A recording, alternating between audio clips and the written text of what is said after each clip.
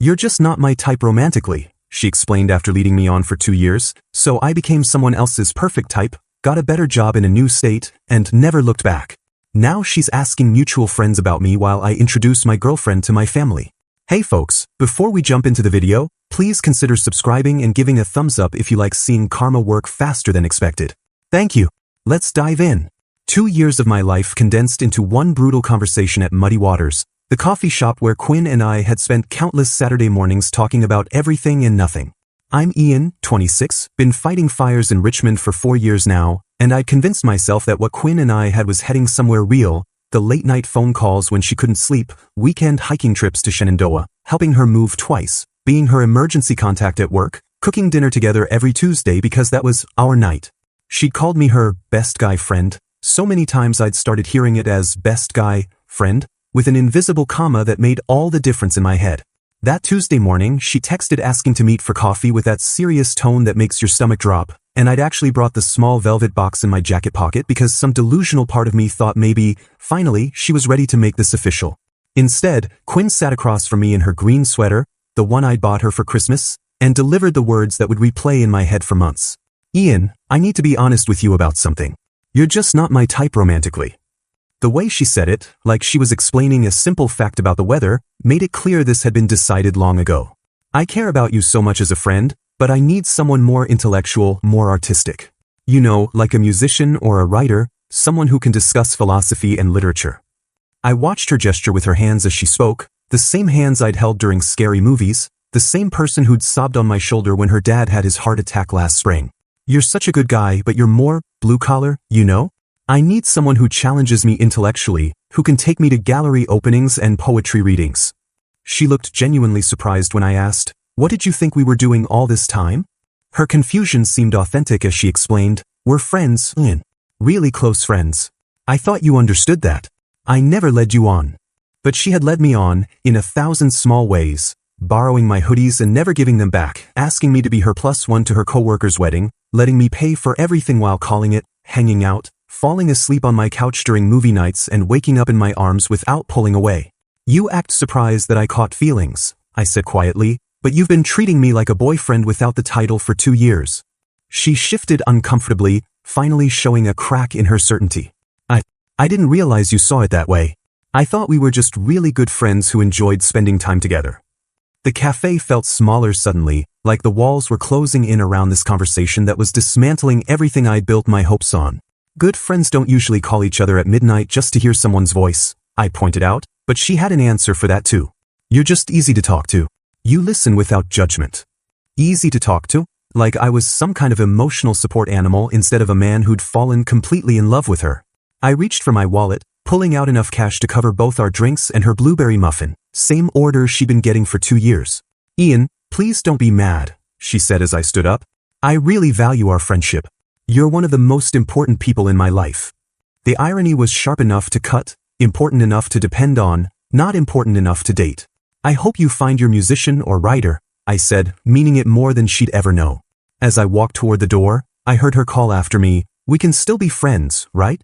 But I didn't turn around because the answer was already clear in the weight of that velvet box still sitting in my pocket, and in the realization that I'd spent 2 years auditioning for a role she'd never intended to cast me in. The first week after our coffee shop conversation, I did what any rational person would do. I went to work, came home, ordered pizza, and pretended my phone wasn't buzzing with Quinn's texts about some crisis with her apartment's hot water heater. But by the second week, something shifted, and instead of wallowing in self-pity, I started researching fire department positions in other states with the same methodical approach I used for equipment inspections. That's when I found the opening in Minneapolis, fire safety inspector position with the potential for advancement to regional coordinator, starting salary $15,000 more than I was making in Richmond, plus they'd pay for continuing education. I'd always been good at the technical side of firefighting, understanding building codes and safety systems, but I'd never pushed myself beyond the basic requirements because I'd been too focused on building a life with Quinn in Virginia. Now I had nothing keeping me here, so I started taking evening classes in emergency management at VCU, hitting the gym with the kind of dedication I'd previously reserved for planning Quinn's birthday surprises, and reading everything I could get my hands on about fire prevention and public safety policy. The physical transformation came easier than expected. When you're not spending every free evening cooking dinner for someone who sees you as just a friend, you have a lot more time for meal prep and morning runs. 3 weeks into my self-improvement campaign, my phone started blowing up with calls from Quinn, but not the kind I might have hoped for a month earlier. Her apartment building had failed a fire safety inspection, and she was facing potential eviction if the violations weren't corrected within 30 days. The old Ian would have dropped everything to help her navigate the bureaucracy, would have used his connections in the Richmond Fire Department to get her building prioritized for a reinspection, would have spent his weekend helping her research tenant rights and maybe even lending her money for a hotel if she needed temporary housing. Instead, I watched her increasingly frantic voicemails pile up while I studied for my emergency management midterm. "Ian, please call me back. This is serious," she'd said in the first message, still using that tone that assumed I'd be available whenever she needed me. By the 5th message, her voice had shifted to genuine panic. "I don't know what to do, and you're the only person I know who understands this stuff. Please, I really need your help." But I didn't call back because helping Quinn with her crisis would mean sliding back into that comfortable role of being her emergency contact, her problem solver, her best guy friend, who handled all the practical stuff while she waited for some artistic type to sweep her off her feet. I gave my captain at Station 19 my 2 weeks' notice, telling him about the Minneapolis opportunity and watching him try to talk me out of leaving such a solid position. "You've got a real future here, Martinez," Captain Williams said, using my last name the way he did when he was being serious. "Richmond's going to miss having someone who actually reads the safety manuals." But Richmond wasn't going to miss me. Richmond had Quinn in it, and Quinn had made it crystal clear that I wasn't what she wanted, so staying would just mean torturing myself with proximity to someone who'd never see me as anything more than a reliable backup plan. I started boxing up my apartment without telling any of our mutual friends about the move, partly because I didn't want word getting back to Quinn, and partly because I was curious to see how long it would take anyone to notice I was gone. The answer, as it turned out, would be longer than I expected, and by then I'd already become someone completely different. Minneapolis in October was everything Richmond wasn't: crisp air that didn't carry memories, tree-lined streets I'd never walked with someone who didn't want me, coffee shops where no one knew my order by heart. My new position as fire safety inspector came with an office downtown and the kind of responsibility I'd never had in Richmond, reviewing building plans for high-rises and coordinating with city planning on new construction projects. Within my first month, I was enrolled in night classes at the University of Minnesota working toward my bachelor's in emergency management, something I'd talked about doing for years but never prioritized when my evenings were reserved for Quinn's schedule.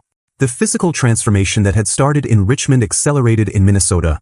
Regular gym sessions, meal planning, a complete wardrobe overhaul that replaced my collection of firefighter t-shirts with button-downs and well-fitted jeans that actually looked intentional.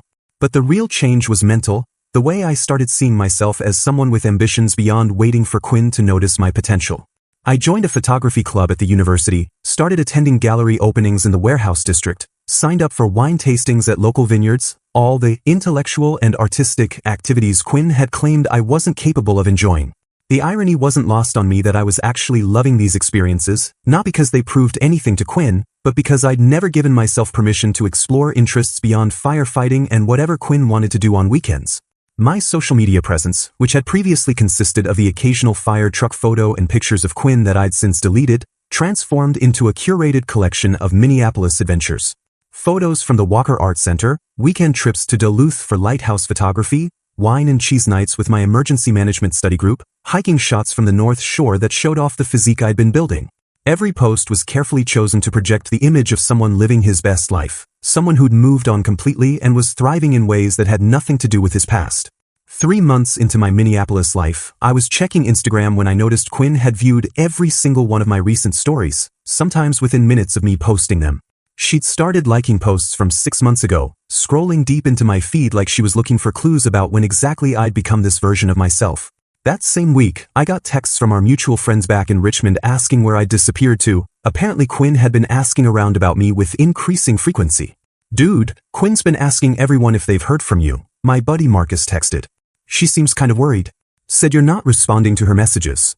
But I hadn't received any recent messages from Quinn, which meant she'd probably tried calling my old number or using social media platforms where I'd blocked her after the move. The idea that she was trying to reach me gave me a satisfaction I hadn't expected, not because I wanted her to suffer, but because it meant she was finally feeling my absence from her support system. My new life had a rhythm that didn't include being anyone's emergency contact or backup plan, morning workouts before heading to the office, evening classes 3 nights a week, weekend photography expeditions around the Twin Cities, and a growing circle of friends who knew me as Ian the fire safety inspector who was working on his degree, not Ian the guy who'd spent 2 years pining after someone who didn't want him. The version of myself I was becoming felt more authentic than anything I'd been in Richmond, like I'd finally stopped performing the role of someone worthy of Quinn's attention and started actually becoming someone worthy of my own respect. When holiday photos started appearing on social media from our old Richmond friend group, I noticed Quinn looked smaller somehow, less vibrant than the confident woman who delivered my romantic death sentence at Muddy Waters 6 months earlier. She was still beautiful, still surrounded by the same friends at the same bars, but something in her eyes looked like she was searching for something that wasn't there anymore, and I realized with crystal clarity that what she was looking for was the comfort of knowing I'd always be available when she needed me, a safety net she'd taken for granted until it disappeared. The community safety workshop at the Minneapolis Convention Center was supposed to be routine, presenting fire prevention strategies to property managers and social workers who dealt with at-risk housing. I was setting up my laptop when she walked in, camera bag slung over her shoulder, press badge hanging around her neck, and the kind of effortless confidence that made everyone in the room look twice. Avery Chin, freelance photographer covering the workshop for the city's community newsletter, approached my booth during the break with genuine curiosity about my work instead of the polite disinterest I usually got from people who saw fire safety as bureaucratic box checking. "Your presentation on smoke detector placement was fascinating," she said, and I could tell she actually meant it. I never realized how much science goes into something that seems so simple. "Mind if I get some shots of your demonstration setup?" Most people saw fire safety inspection as the boring side of emergency services, but Avery asked intelligent questions about thermal dynamics and building airflow patterns, treating my expertise like it was genuinely impressive instead of just a job requirement. When I mentioned I was working on my emergency management degree, her face lit up with the kind of respect I'd been craving for years. "That's incredible. You're literally saving lives through prevention. That's so much more impactful than just responding to emergencies after they happen." During our coffee conversation after the workshop, she told me about her photography work documenting urban development and community services, how she'd gotten into freelance work after leaving her corporate marketing job to pursue something more meaningful. "I love capturing people who are passionate about their work," she said, showing me photos on her camera of a neighborhood garden project and a literacy program for seniors. "There's something really attractive about someone who's dedicated to making their community safer." The word attractive hung in the air between us, and for the first time in months, I felt like someone was seeing me as a desirable man instead of a reliable friend.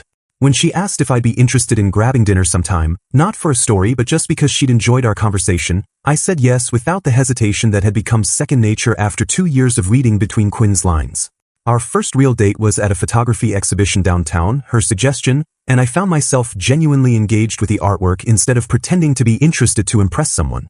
"You have a good eye for composition," Avery said as we looked at a series of architectural photos. "Have you ever thought about combining your fire safety work with photography? Documenting building safety features could be really powerful." She saw connections I'd never considered, ways my professional knowledge could intersect with creative pursuits, treating my expertise as something valuable instead of something to overcome. Within a month, we were spending weekends at Minnesota's state parks where she'd photograph landscapes while I pointed out potential fire hazards and evacuation routes, our different perspectives creating conversations that felt collaborative instead of educational.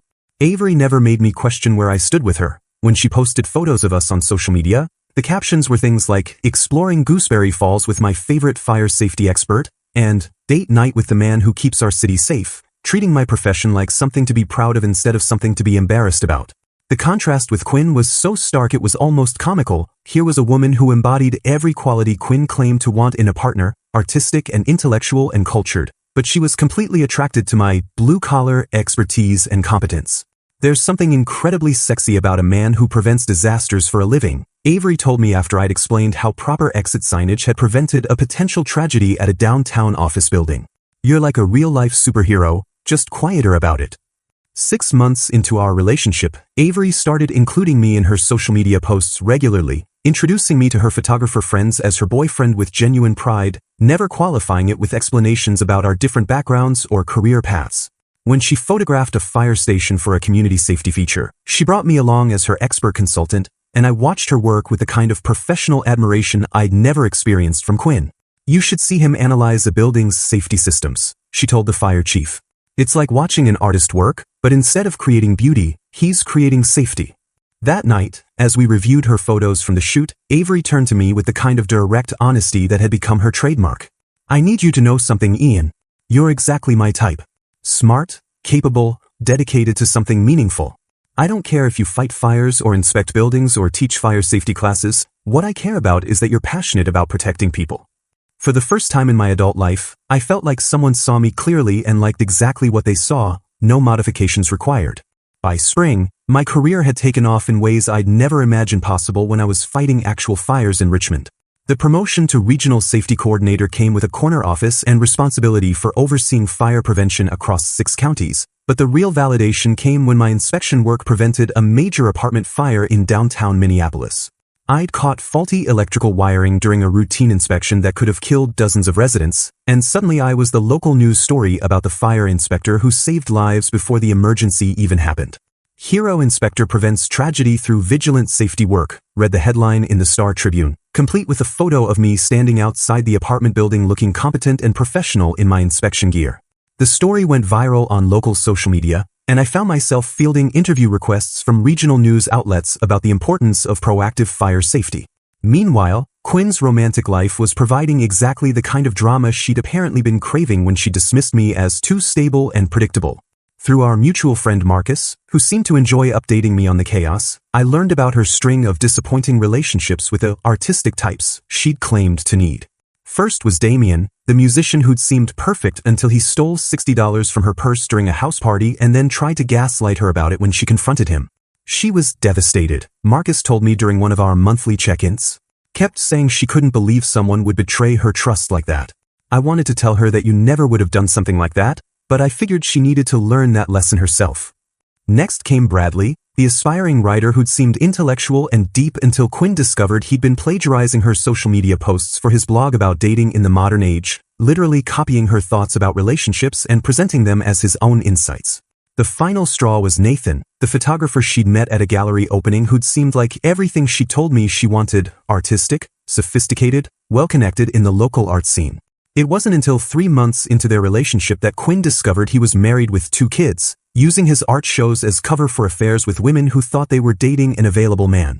She called me crying at 2 in the morning, Marcus reported. Said she couldn't understand why she kept attracting guys who seemed perfect but turned out to be complete disasters. I told her that maybe she was looking for the wrong qualities in a partner. The irony was so thick you could cut it with a rescue axe. Quinn had rejected me for being too stable and trustworthy, then spent a year discovering that instability and artistic temperament often came with serious character flaws. But the most satisfying part wasn't Quinn's romantic failures, it was how our old friend group had started viewing her choices. "You know, Ian would never treat you like that," became the standard response whenever she complained about her latest boyfriend's behavior.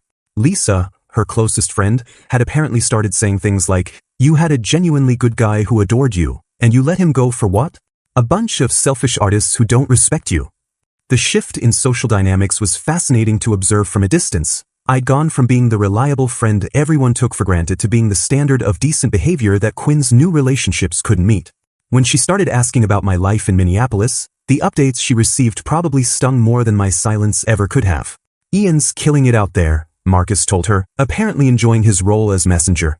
"Got promoted, makes good money, dating some photographer who posts about him like he's the best thing that ever happened to her. Dude's living his best life." The contrast between my thriving relationship with Avery and Quinn's series of disappointments was becoming impossible to ignore, and I could feel the shift in how people talked about our old dynamic. Instead of seeing me as the guy who'd gotten friend-zoned, our mutual friends were starting to recognize that Quinn had made a massive mistake in judgment, choosing flash and excitement over substance and genuine care. Avery and I had started talking about moving in together, a conversation that felt natural and exciting instead of desperate and one-sided like my relationship planning with Quinn had been. "I love how you think about the future," Avery told me as we looked at apartment listings. "You don't just dream about things, you actually plan for them and make them happen. That's incredibly attractive in a partner." Everything Quinn had seen as boring about me, my stability, my planning, my reliability, Avery treasured as exactly the qualities she wanted in a long-term relationship, and I was finally understanding the difference between someone who settles for you and someone who chooses you deliberately. The invitation to speak at the National Social Work Conference in Chicago arrived on a Tuesday morning that started like any other, but it would end up being the day Quinn finally saw exactly who I'd become in the 18 months since she dismissed me as not her type. The conference organizers wanted me to present on fire safety protocols in residential facilities, a topic that had become my specialty after preventing 3 major incidents in Minneapolis through improved inspection procedures. Avery was more excited about the speaking opportunity than I was, immediately starting to plan a long weekend in Chicago where she could photograph the city while I delivered what she called my TED Talk moment. The irony that I'd be speaking to a room full of social workers, Quinn's profession, wasn't lost on either of us, but I genuinely thought the chances of Quinn being in attendance were minimal given that it was a national conference and she'd never shown interest in continuing education beyond the bare minimum requirements. I spent weeks preparing the presentation, working with Avery to create visually compelling slides that would engage an audience more accustomed to discussing emotional trauma than thermodynamics. "You're going to blow them away," she said during one of our practice sessions. "They're expecting some boring safety lecture, but you're going to show them how prevention work actually saves the communities they serve. This is going to be amazing for your career." The morning of my presentation, I stood in the hotel bathroom adjusting my tie while Avery took photos of me looking more confident and professional than I'd ever felt in Richmond. "My boyfriend, the keynote speaker," she captioned the Instagram story, and I could see in her eyes the genuine pride that had been missing from every interaction with Quinn. The conference center was packed. Easily 300 social workers from across the country gathered to learn about safety protocols they'd probably never considered important to their work. I was halfway through explaining how proper fire safety planning had prevented a tragedy at a group home in Minneapolis when I spotted her in the third row, Quinn's familiar profile unmistakable even in a room full of strangers. She was sitting with a notebook open, pen poised, looking every inch the professional social worker I'd never really seen her be during our time together. For a split second, our eyes met, and I watched her face cycle through surprise, recognition, and something that looked like shock at seeing me command the attention of hundreds of her professional peers. But I didn't let the moment throw me. I continued with my presentation, explaining how collaboration between social services and fire safety could save lives, demonstrating the kind of expertise Quinn had never witnessed because she'd never been interested in what I actually did for work. The standing ovation at the end lasted longer than I'd expected, with attendees approaching afterward to ask detailed questions about implementing similar programs in their communities. Quinn hung back during the initial rush, watching as her colleagues treated me like the expert I'd become, asking for my contact information and praising the practical applications of my work. "This is exactly what we need in our residential facilities," one woman told me. "You've given us a whole new framework for thinking about client safety." When Quinn finally approached, she composed herself into a professional demeanor that couldn't quite hide her underlying confusion about how the blue-collar guy she'd rejected had ended up commanding respect in her field. "Ian, that was an incredible presentation," she said, extending her hand for a formal handshake like we were meeting for the first time. "I had no idea you'd moved into this area of expertise." Her use of my full name instead of the casual familiarity we'd once shared told me everything about how she was trying to navigate this interaction. "Quinn, good to see you," I replied with the polite distance I'd use with any conference attendee. "Thank you for the feedback. Are you working in residential services now?" Before she could answer, Avery appeared at my side, sliding her arm through mine with the natural intimacy of someone who belonged there.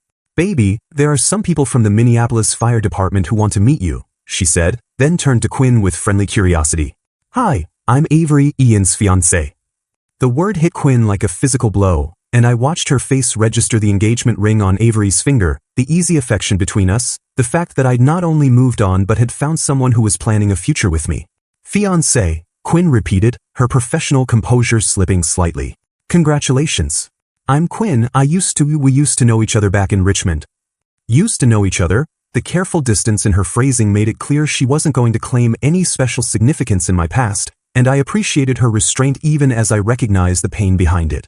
"Oh, you're from Richmond," Avery said warmly. "Ian's told me about his firefighting days there. Such important work, but he's really found his calling in prevention and safety education." The conversation lasted maybe 3 more minutes, professional pleasantries about my presentation and Quinn's work, but I could see her taking in every detail about Avery and me, how we stood together, how Avery spoke about my career with genuine admiration, how completely comfortable I seemed in this professional setting that was so far removed from the version of myself Quinn had known. As we walked away, Avery squeezed my arm and whispered, "She looked like she'd seen a ghost. Was that the ex who told you that you weren't intellectual enough?" I nodded, and Avery shook her head with amused disbelief. "Her loss became my incredible gain," she said, then kissed my cheek before we joined the group of fire safety professionals who were treating me like exactly the expert I'd worked so hard to become. The hot air balloon ride over Minneapolis was Avery's idea, something she'd wanted to photograph from above for months, but I'd been secretly planning to make it memorable for entirely different reasons. The ring had been sitting in my desk drawer for 3 weeks, A custom-designed piece that reflected everything I'd learned about choosing someone who actually wanted to be chosen, elegant but not flashy, meaningful but not presumptuous, expensive enough to reflect my career success but chosen because it suited Avery's style perfectly. As we floated over the city where I'd rebuilt my entire life, watching Avery take photos of the landscape below with genuine excitement, I realized this was what happiness actually felt like. Not the anxious hope I'd mistaken for love with Quinn, but the deep contentment of being with someone who celebrated my successes instead of tolerating them. "The light is incredible up here," Avery said, lowering her camera to look at me with the kind of smile that had made me fall in love with her in the first place. "Thank you for planning this. I know heights aren't your favorite thing." That was the moment I knew it was perfect. She'd remembered my mild fear of heights and appreciated that I'd chosen this experience for her anyway, the kind of thoughtful attention to my feelings that Quinn had never shown in 2 years of what I'd thought was a relationship. "Actually, I have something I've been planning for weeks," I said, reaching into my jacket pocket as the balloon drifted silently above the Twin Cities. "Avery-chan, you see me exactly as I am and love me for it, not despite it. You make me want to be the best version of myself while never making me feel like the current version isn't enough." Her camera was forgotten as she watched me drop to one knee in the basket. The city spread out below us like a promise of the future we were going to build together. "Will you marry me?" Her "yes" came with tears and laughter and the kind of kiss that would have been impossible in the cramped space if we hadn't been so focused on each other that physics seemed negotiable. The engagement photos Avery posted that evening were stunning, her ring catching the golden hour light, both of us looking genuinely joyful, the Minneapolis skyline providing a backdrop that told the story of how far I'd come since Richmond. "She said yes to forever with my favorite fire safety expert," read her caption, followed by a series of photos that captured our relationship perfectly, genuine affection, shared adventures, and the kind of mutual respect that made everything look effortless. Within hours, the congratulations were pouring in from our Minneapolis friends, my emergency management classmates, colleagues from the fire department, and eventually from people back in Richmond who'd found the post through mutual connections. Marcus was one of the first to comment, "Dude, you two are perfect together. So happy for you both," followed by dozens of responses from people who'd watched my transformation from heartbroken to thriving. But the most telling responses came from our old Richmond friend group, comments that revealed how completely the narrative about my relationship with Quinn had shifted in the 2 years since I'd left. "This is what you deserve, Ian, someone who sees how amazing you are," wrote Lisa, Quinn's former best friend. "Quinn's going to hate that she missed out on this," added another mutual friend, a comment that got more likes than I'd expected. The ring had cost more than Quinn's annual salary at the social work agency, funded by my promotion and the consulting work I'd picked up since becoming a recognized expert in fire safety education, but the real victory wasn't financial. It was the knowledge that I'd found someone who wanted to marry the man I'd become, not some theoretical version of myself that might be worthy of love someday. 3 days after our engagement announcement went viral in our social media circles, Marcus called with news that was satisfying in ways I hadn't expected. Quinn saw the engagement post. He reported with barely contained amusement. "She called Lisa crying, asking how you'd afforded such an expensive ring and when exactly you'd become successful enough to attract someone like Avery." The conversation had apparently devolved into Quinn questioning why none of their friends had told her about my career advancement, my speaking engagements, or my relationship with someone who treated me like a prize worth winning. "Lisa finally told her what we've all been thinking for 2 years, Marcus continued, "that you were the best thing that ever happened to her, and she threw it away because she thought she deserved better than a guy who actually loved her." But the ultimate vindication came a week later, when one of Avery's photographer friends showed her a screenshot from LinkedIn where Quinn had endorsed my fire safety expertise with a comment about having known Ian back when he was just starting his career in Richmond, "So proud to see how far he's come." The desperation of trying to claim credit for my success, to insert herself into my professional narrative as if she'd been supportive instead of dismissive, revealed everything about how completely she'd misunderstood what she'd lost. "Can you believe the audacity?" Avery asked, showing me the screenshot while we planned our engagement party guest list. "She rejected you for not being ambitious enough, and now she wants to take credit for your ambitions?" But I wasn't angry anymore, just grateful that Quinn's inability to see my potential had forced me to find someone who not only saw it but actively encouraged it to flourish. As I looked at our engagement photos on the mantle of the apartment Avery and I now shared, surrounded by the life we were building together in a city where I discovered who I could become when someone actually believed in me, I realized that Quinn had been right about one thing. I wasn't her type romantically. I was better than her type. I was the type of man who deserved to be chosen deliberately, loved enthusiastically, and celebrated constantly, And Avery had proven that every single day since the moment she'd walked into that community safety workshop and seen exactly what Quinn had been too short-sighted to recognize.